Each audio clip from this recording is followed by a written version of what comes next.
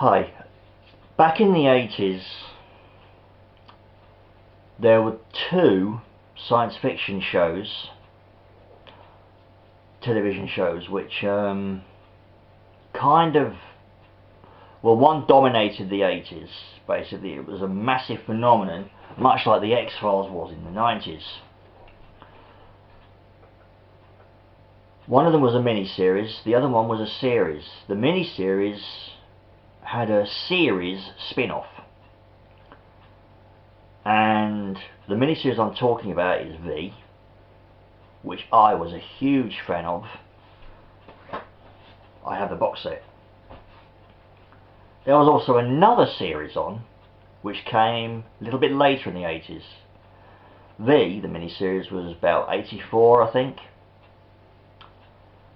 Later on in the 80s, about, I think it was 88 or 89, it could have been 88, another series came on. And it was, of course, compared to V, the series. I wasn't so keen on V, the series. I saw it when it was broadcast over here in the UK. I thought the mini-series was much better. The other series which was on was War of the Worlds, the complete TV series, which ran, I think, for 2 seasons. I'm calling it War of the Worlds complete season.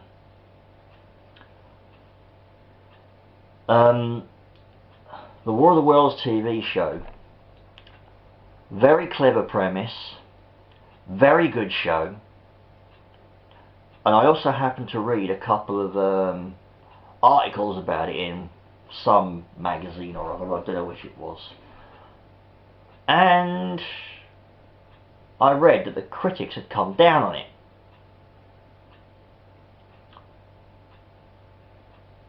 V was seen as this cult classic TV show, right? The series, not the mini-series. And they were comparing War of the Worlds. You know, we all thought that, we was hoping that War of the Worlds would be a classic science fiction TV show, with, which would have a cult following, a cult status, much like V.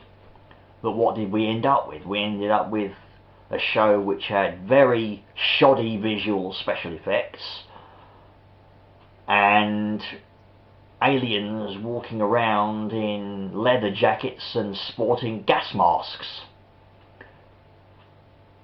said in a very negative tone. And I just thought, hold on a second. Having looked back at this, thinking about it, did it not occur to them that the gas mask that the aliens wore, these gas mask costumes, was not an echo back to World War II, or maybe World War I? That didn't occur to them. Well, if it didn't, then they're pretty stupid, frankly.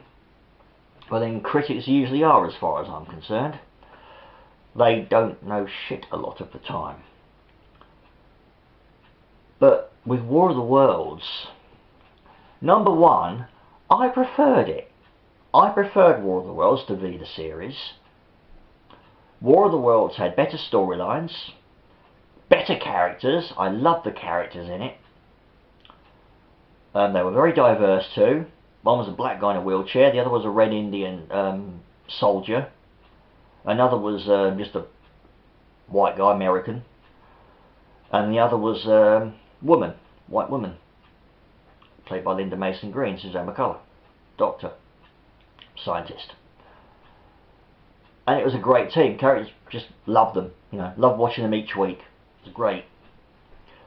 And the storylines were brilliant. It had some great storylines. And several of them stood out a mile for me. I just loved them. And I've got the series on DVD. It's now out apparently also in the UK edition, but only this was available at the time.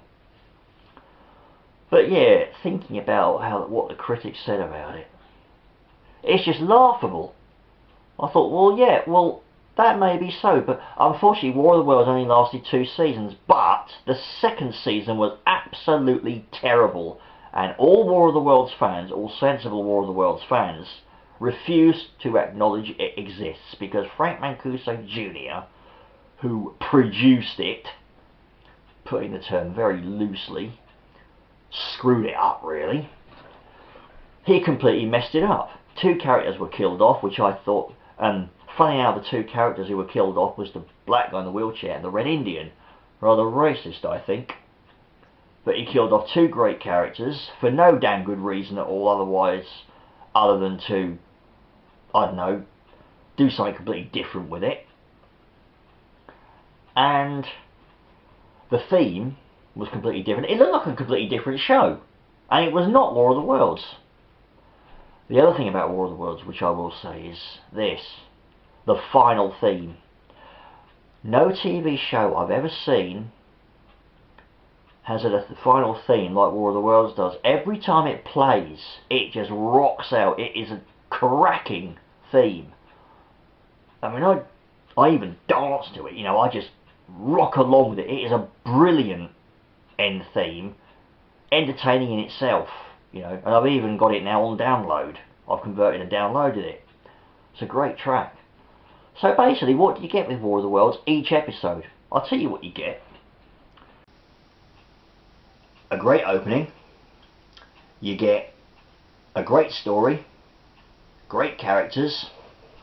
You get a great episode, which you can really have fun with and get into for 40-45 minutes. And at the end of it, you get